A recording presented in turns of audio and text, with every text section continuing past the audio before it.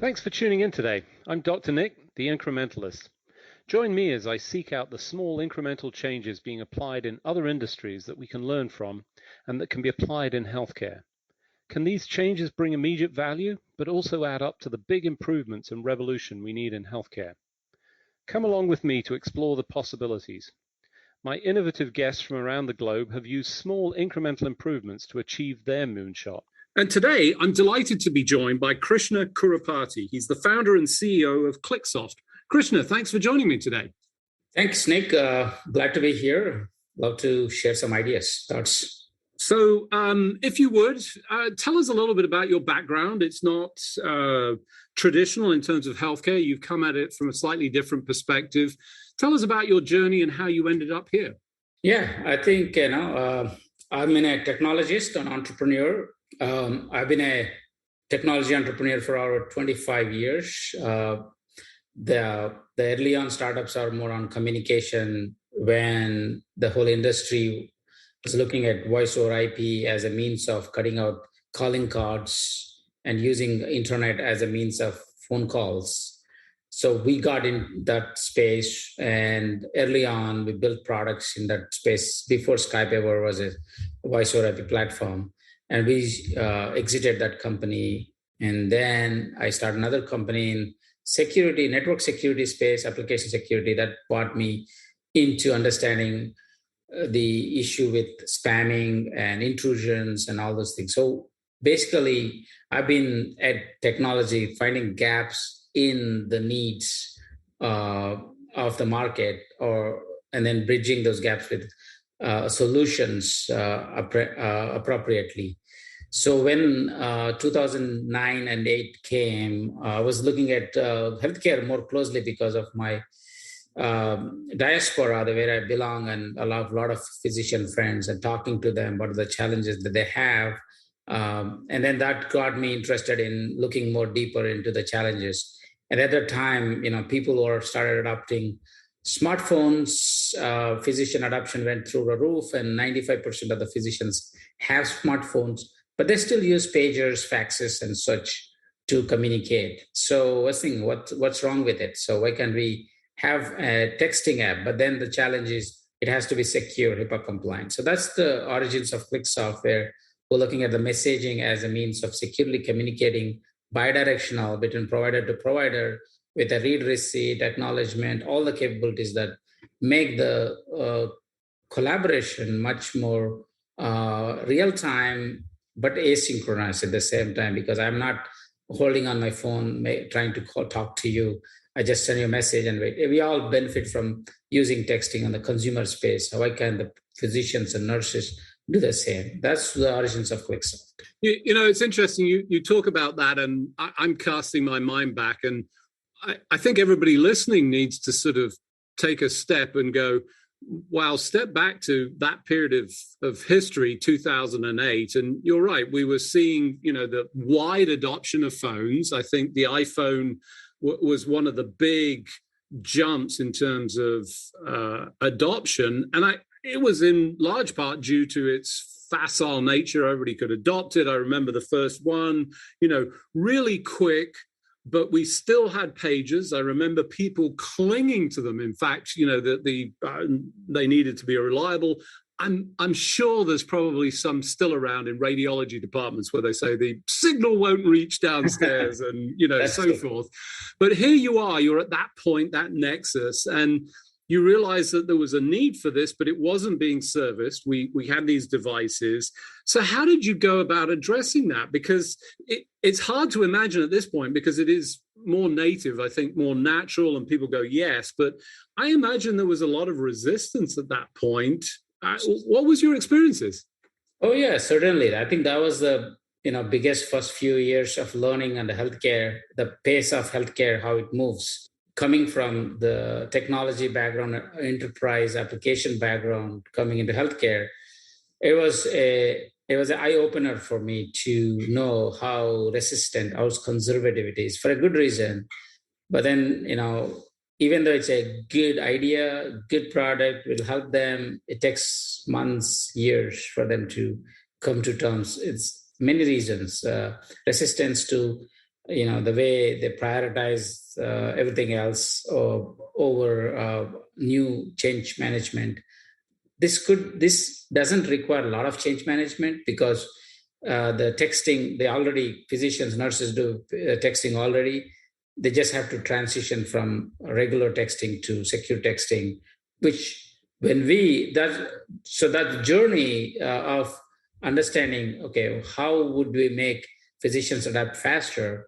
Our goal was to make it as easy as it is to use a regular texting. And that was look and feel wise. So we did a lot of iterations on UI user experience to make sure that it fits, so the physician can get using in minutes, not days. And now there's no official training required, so they can just download and use it day one, and it feels and smells like regular text message. So that was like 2-3 years of real going back and forth and adapting our technology to use case. So then once the market also realized that they can't keep using the pagers, and the cost of pagers, but also it's not two-way communication, and they want more two-way communication without relying on a call center and such. So they started coming our way. So as I think back to that time, and certainly some of the resistance I remember hearing was, we can't move to texting, it's not secure. And just for clarity's sake, I don't know if you know this, but the pager system was an entirely public, open text, no encryption, no concealment of any information. You literally just had to put up an aerial and you could receive every text message that was going. So to be clear, that wasn't secure, but suddenly everybody became, it's got to be secure and so forth. Exactly. How do you go about adapting and creating something? Because we're all used to it. I think, everybody, I don't want to say loves it, but it's certainly a very easy form of communication, works quickly, people have adopted it, it's worldwide. But that secure issue and also integration into the existing workflow is critical, because if you've got things going on outside of the general sort of information flow, then, there's risks associated with that, with loss of information. How did you go about approaching that? Yeah, it's mainly educating. I think you have two set of cohorts that you need to address. One is clinicians and then the IT people in the healthcare organizations. Obviously, the physicians don't care it's secure or not. They want to just get something done pretty quickly. Steady on now. Steady on. We're not quite that dismissive, but okay. But to some extent, I mean, I think they do care, but they, as long as they know that it is, you can say HIPAA compliant, they're okay. But then the IT people want to make sure that it is truly secure. And that's when my previous security background came in handy to build a solution that is truly end-to-end encrypted capability. And every time we went and educated the healthcare organizations, IT teams, they were quite impressed with our technology and the ability to make it most secure messaging solution. And they kind of quickly came around and started endorsing our solution. And then the clinicians, on the other hand, would love to see, you don't believe it, they're more impressed by read receipt, okay? Somebody, if I send you a message, now everybody takes for granted for the 2 check marks, 1 check mark for delivery, another check mark for you read it. Back then it was not there. So you send a message, boom, I don't know whether you received it unless you respond to me. But we have the read receipt, double check marks in 2010, 11-ish time frame. And then everybody, that's physician said, oh, well, now I know that my nurse has read. And the nurse would say, wow, I know that my physician has read my message. And we went one step forward in the workflow to add ability for acknowledgement, request acknowledgement. So not only that you read it, but you also explicitly say, okay, I got it. So that means I understood what you just said, or I understand, I will take care of it. So that's the next level of validation would be really valuable. For example, if you're sending a group message, so you send to 10 people in a clinical team, and 5 of them acknowledged it, means they really understood the task and then they're ready to do it. And then 5 did not, then you don't know what's happening with them. So it enhances their workflow because they just fire and forget, but they just see what's happened to it, right? Because instead of that, previously when you send a page, unless that person calls you back, you don't know what's happened to that message. It's just like putting something in a mailbox and hoping it gets their other end. But here you have a two-way communication in a way going on. Now we can send emojis back and forth, all this stuff. That's additional enhancement to express your likeness or unlikeness of the message. But back in there, read receipt was the critical feature of the solution. It's interesting you bring up that read receipt, and we tend to take technology as it advances for granted once it's been embedded. And I'm not sure what the time frame is. I want to say it's a relatively short time frame that we accept that. But that read receipt, I think, important in terms of understanding that somebody received the message. This additional step of acknowledgement, I think, again, important. And you bring up another aspect to this that, historically, when that was in a pager, the only way that you could do or acknowledge would have been to call. It was a whole separate channel. Now you've got an existing channel where you can communicate. So you've developed and built on this platform, and obviously it provides real utility. But now we've got the potential to apply more technology and to automate. Tell us a little bit about that. Yeah, so I think the question next begs to, you've been sending, we already know the bots and all those in Slack channels and all those places that we use to automate some workflows. So what if we could use the bots and automation tools to automate some of the processes or workflows that are used in engagement? What are we doing? Okay, so if you see in a clinic, what are they doing? They're calling somebody, they're receiving faxes, they're receiving some emails, they're sending some text messages. They're also doing, what are they doing for? Okay, referral, intake, insurance update, all the mundane tasks, collecting payments. So consent forms. Okay, I want to get a consent from you. So you come into the off waiting room, you sit down and then sign a paper and give it to me. And I'll take that scanned paper and then scan it and then put it into my EMARC that I got the consent from the patient.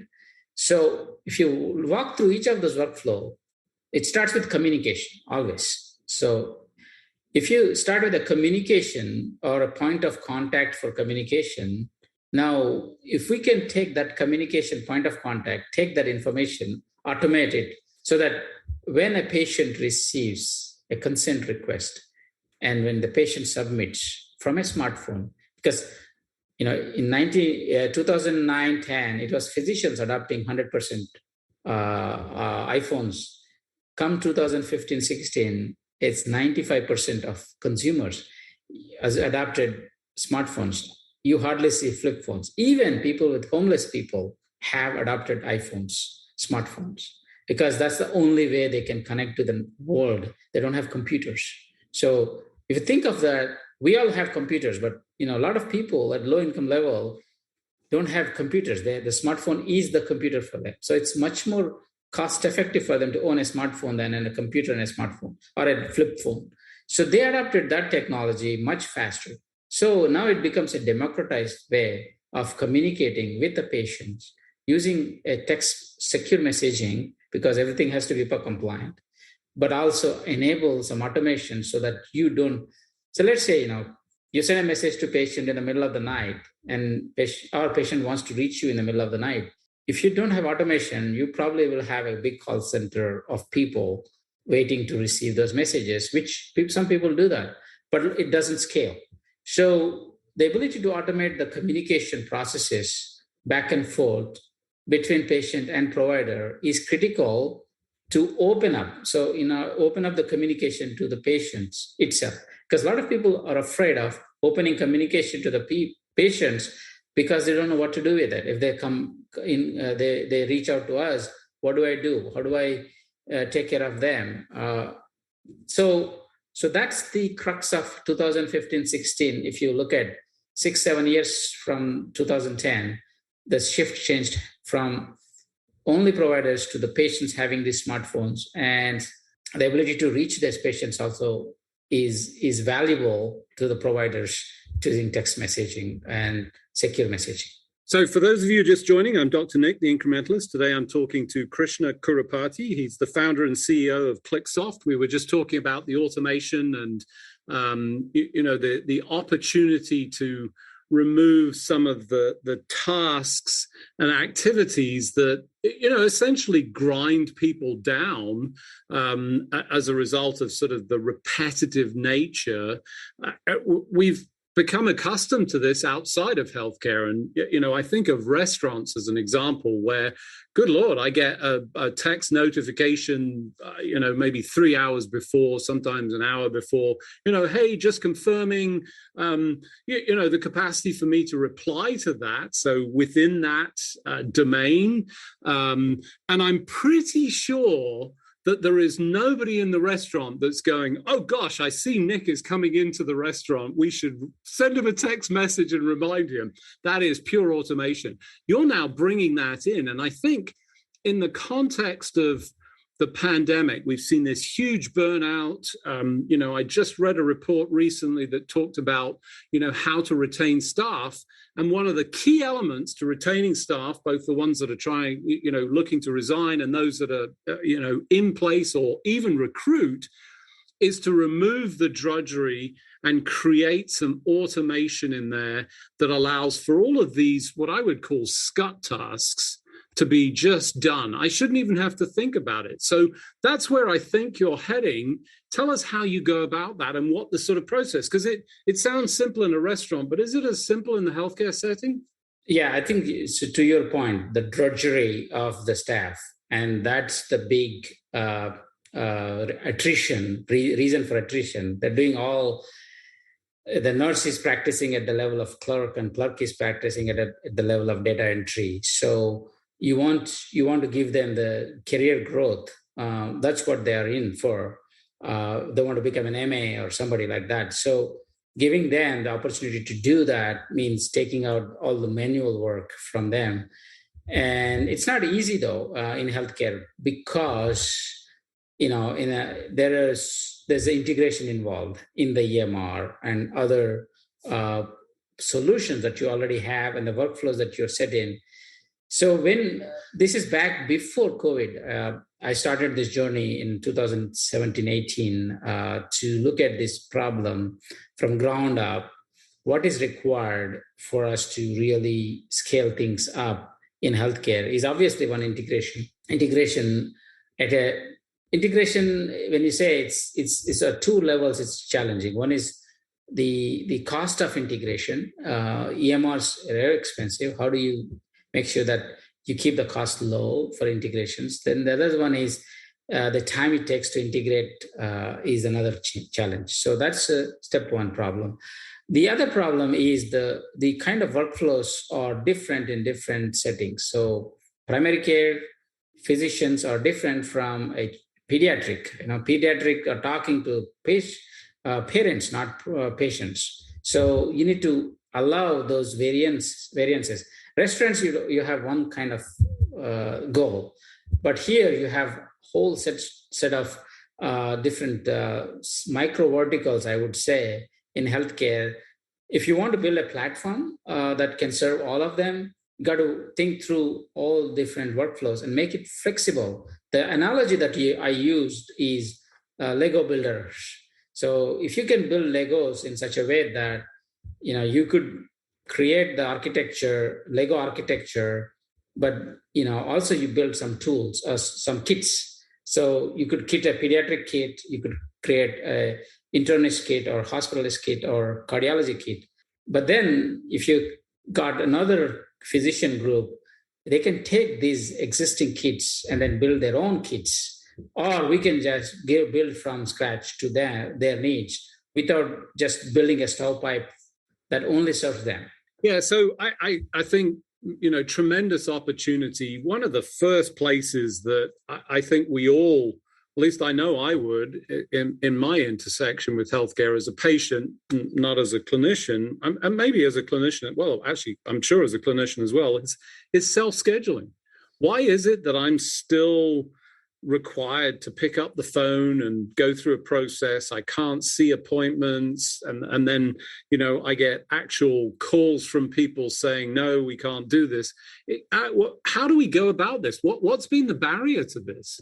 Yeah, I think the self-scheduling is scheduling by far is the most complex one. The reason it is that this is why the user UI. So again, this is the fundamental thought process or axioms or concepts is here. I believe in conversational-based user experience because I'm biased. I come from that world and I believe in it for a good reason. Why I say that? If you're a patient and you're clicking through the buttons, let's say, you want to do self-scheduling, okay?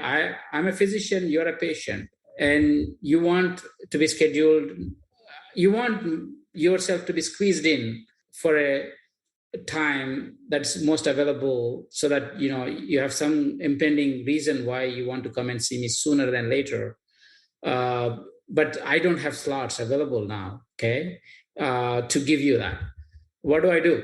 Okay, I just can email you back and forth, or I can call you and be on the call and with talking some front office person, or I can engage with you on a secure message model where I would be able to, a lot of it is automated. 80% of the time it is straightforward. Okay, 80% of the patients, they want to have a schedule. It's not like emergency visit or urgent visit. They just want to have somebody to take care of me in month, even if it's a month out, it's fine. But 20% of the patients want something squeezed in. So how do you deal with it? So instead of dealing that 80-20, we just cannot deal with this 20%. So we just have these calls. So we go to the least common denominator model. What I see is how can we use the automation in secure messaging with chatbots and other automation tools so that those people who can get 80%, they can go through the process and get it without human intervention. But those people who need that squeezed in approach, they can talk to somebody in the human in the loop model, and they can talk to somebody asynchronously, explain their reasons and concerns, and put them into the wait list so that they can get on to the next available time slot. And without them calling back again, they could send a text message back when the slot is available for them to come in. Could be today, tomorrow, whatever. So that's how I see why the self-scheduling, if you just give them a user experience, user interface for them to schedule, then you don't have a communication path. My view is we have to give communication path between back and forth between the scheduler and the patient, but also give some automation along the way so that the person on the other hand is not overwhelmed by number of calls or messages from the patients. So interesting, number one, that scheduling is such a complex area, but I guess anybody that's tried to organize a meeting with more than two people online in business, let alone in healthcare, knows and understands that that's a challenge. And I think the incremental step is to take the low-hanging fruit and fix that with, simplicity and automation, and then have a pathway that allows for a fallout to a separate process that perhaps includes some manual, so that your cases of manual intervention are much reduced, and they're the ones that need the oversight and the intelligence of humans to be able to contribute, and sometimes even the physician. Unfortunately, as we do each and every week, we've run out of time. I think fascinating area, some tremendous opportunity. Just remains for me to thank you for joining me on the show. Krishna, thanks for joining me. Yeah, thanks, Nick, for giving me opportunity. I think this is an interesting call. I had to pull some of the ideas from deep in my cerebellum to bring to you. This is a wonderful conversation. You asked me some good questions. Thanks for joining me today. Do you have any better ideas, or have you found a small incremental change that's brought about a big improvement in your world? Let's continue the conversation on our hashtag, The Incrementalist, or share with me at Dr. Nick1 on Twitter. You can find more information about the show on our program page at healthcarenowradio.com. And tune in next time to hear my discussions with leaders and innovators from around the globe who've revolutionized their space by using small incremental improvements to achieve their moonshot. I'm Dr. Nick, the Incrementalist, and I'm starting a revolution through evolution.